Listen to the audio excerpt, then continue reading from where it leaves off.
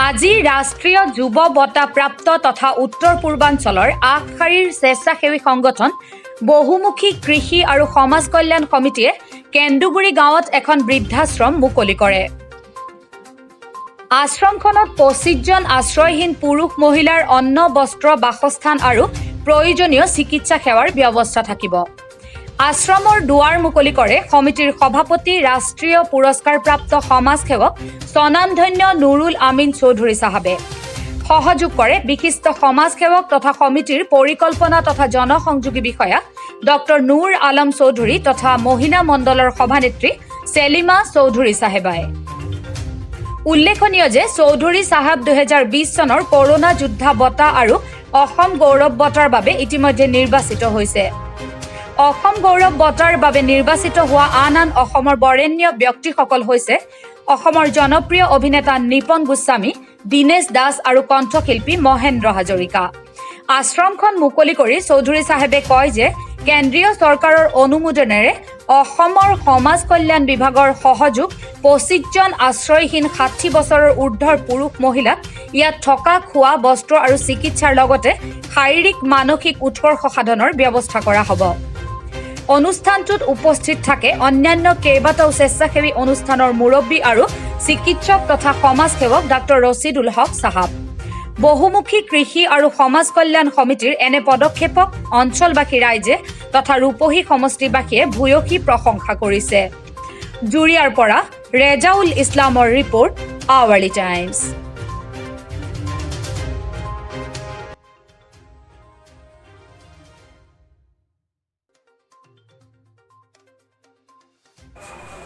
বৰ্তমান কৰোনা ভাইৰাছৰ মাৰাত্মক ৰূপ লৈছে।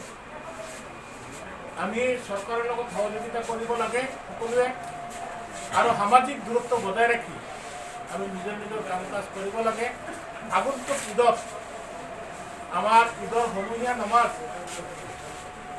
আমি ৰমজান মাহত যেনেকৈ ঈদুল ফিতৰত ঘৰতে পঢ়িছিলোঁ, ঠিক তেনেকৈ আমি পথাৰত বা ঈদগাহত নামাজ আদায় নকৰি নিজ ঘৰতে নিজৰ পৰিয়ালৰ লগত ঈদৰ নামাজ আদায় কৰিবলৈ মই আহ্বান জনালোঁ। আৰু ইয়াত যিসকল হিতাধিকাৰী থাকিব সকলোৰে প্ৰতি যাতে আমি ৰাইজৰ ফালৰ পৰা সকলোৱে সুদৃষ্টিৰে চাই এটা সহযোগ কৰে। আজি এইখিনিকে কৈ মই কেন্দ্ৰীয় চৰকাৰৰ সহযোগত সাহায্যত জিলা সমাজ কল্যাণ বিভাগৰ সহযোগত বহুমুখী কৃষি আৰু সমাজ কল্যাণ সমিতিৰ দ্বাৰা এটি বৃদ্ধাশ্ৰম, য'ত 25জন বৃদ্ধ অসহায় আশ্ৰয় নথকা পুৰুষ মহিলা 60 বছৰৰ উত্তৰ পুৰুষ মহিলা আশ্ৰমখনত থাকিব পাৰিব। থকা খোৱা সকলো ব্যৱস্থা দিয়া হ'ব। আজি এখন আমি নতুনকৈ আনি অপেনিং কৰিছোঁ। ইয়াৰ আগতে এইটো শ্বিলঙত চলি আছিলে। এই আশ্ৰমখন অপেনিং কৰোঁতে মোক সহায় কৰিলে স্থানীয় আমাৰ স্বেচ্ছাসেৱী সংগঠনৰ অসমৰ বিভিন্ন জিলাত আমাৰ ভগ্নী সংগঠনসমূহৰ সহযোগত শোণিতপুৰ, কামৰূপ ৰুৰেল, বৰপেটা, গোৱালপাৰা আদি জিলাসমূহত আমাৰ এই সেৱা বৰ্ধিত কৰিবৰ কাৰণে আমি প্ৰয়াস কৰিছোঁ। আশা কৰিছোঁ 2020ৰ ভিতৰত সেই জিলাসমূহতো আমি মহিলা মণ্ডলৰ সভানেত্ৰী সেলিমা চৌধুৰী, আমাৰ NGOটোৰ কোঅৰ্ডিনেটৰ তথা জনসংযোগী বিষয়া ডক্টৰ নুৰুল আলম চৌধুৰী আদি তেওঁলোকে মোক সহায় কৰিলে। এই আশ্ৰমখনত দুখীয়া নিচলা, খাবলৈ নোপোৱা আশ্ৰয়হীন বৃদ্ধ মহিলা ইয়াত থকাৰ সুব্যৱস্থা আছে। থকা খোৱা, কাপোৰ কানি, ঔষধ পাতি আদি বিভিন্ন ধৰণৰ ব্যৱস্থা আজিৰ পৰা ইয়াত কৰা হয়।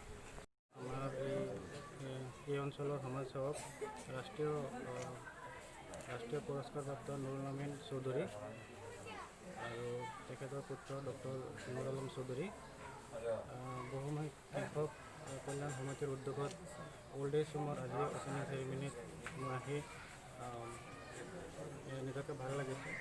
আৰু তেখেতে কৰা ষ্টেপখিনি ভালকৈ হওক তাকে কামনা কৰিলোঁ। Everyone, on behalf of Bahumukhi Christian Samaj Kalyan Samiti, the opening ceremony of our old age home, which has been sanctioned by Ministry of Social Justice and Empowerment. So we'd like to thank Ministry of Social Justice and Empowerment, Government of India, and also the state government for cooperating with us and the district social welfare department. Apart from that, I would like to also thank my staff, all my staffs and people who helped us to establish this good initiative, great initiative. So basically we established this one for 25 people, old age people who are above 60 years of age. They can, who are struggling to live in their life, so they can come here and live. We will provide the food, cloth and everything, whatever we are getting from the government. And apart from that, we are running for 5 more old age home. So this one is another addition to our old age home, the chain. So I'm really happy that, and I personally took charge this project and completed as a project coordinator. So it was great experience, you can say, and I would like to thank our president, Bahumukhi Christian Samaj Kalyan Samiti, Alhaj Nurul Amin Chaudhary, national awardee, and under his leadership, it was great experience to establish this one, and it was like lifelong experience. So thank you so much, and I would like to thank all of your reporter friends and the local people, honorable people, and my our professional doctor who visited this ceremony. So thank you so much for coming, and we will have after this some lunch. So I would invite everyone to have the lunch. Thank you.